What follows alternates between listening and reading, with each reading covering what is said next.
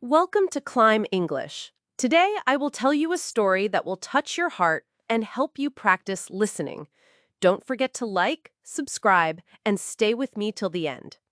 My name is Lily. I was born in a small village near Atlanta. The first sound I remember was my mother crying. My father didn't want a baby girl.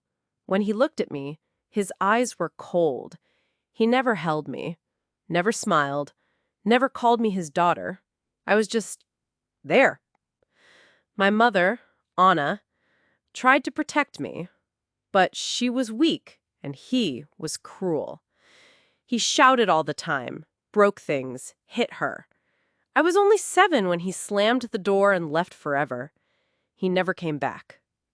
After that, my mother worked hard, too hard.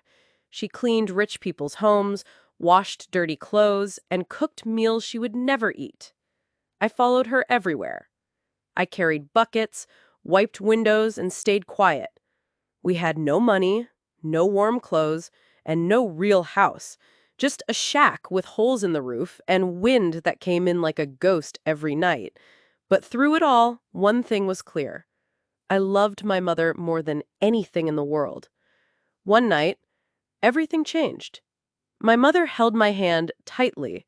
Her fingers were cold. Her eyes looked empty. She said, "Lily, you will have a better life now." I didn't understand what she meant. She took me to a big house I had never seen before. Inside, a man with gray hair sat in a leather chair. He looked at me like I was a piece of furniture. Then, without a word, he gave my mother an envelope full of money. I froze. My chest hurt. My heart started beating fast. I looked at my mother. "Mama?" I whispered, but she avoided my eyes. When I tried to hold her hand, she pulled away. I grabbed her dress, but she pushed me so hard I fell to the ground. I cried, "Please take me with you." She leaned down and hissed, "If you follow me, I'll leave you in the street." Then she walked away without looking back. That was the night she sold me. The man's name was Mr. Grant. He was rich, very rich, but his heart was made of stone. He didn't speak to me for days. He just pointed. "Clean this, wash that, scrub the floor again." I was only 8 years old, but I worked like an adult. He made me clean his shiny black car every night, even in the cold. My hands were red and cracked, but he didn't care. If I missed a spot, he slapped the back of my head. I cried at night, but no one heard me. No one came. I had no one. Sometimes I heard him on the phone. "If this girl runs away, I'll throw her into the street," he said once. I was so scared I didn't even dream anymore. I missed my mother, even though she was the one who gave me away. I missed the sound of her voice, the way she brushed my hair. But those memories felt like another life. Every day I told myself, survive. Just survive. One morning, everything changed. Mr. Grant called me into his office. There was a thick envelope on the table. "Don't touch it," he said, then walked out. My heart raced. I stood there, alone, staring at the money. So much money. But I didn't move. I just waited. When he came back, he looked surprised. He picked up the envelope and said, "You didn't take it." I shook my head. My voice was quiet. "I'm not a thief." For the first time, he looked at me like I was more than a servant. He asked, "Do you want to study?" I nodded fast. I couldn't believe what I was hearing. From that day, things changed. He gave me books. He taught me numbers, business, how to read people.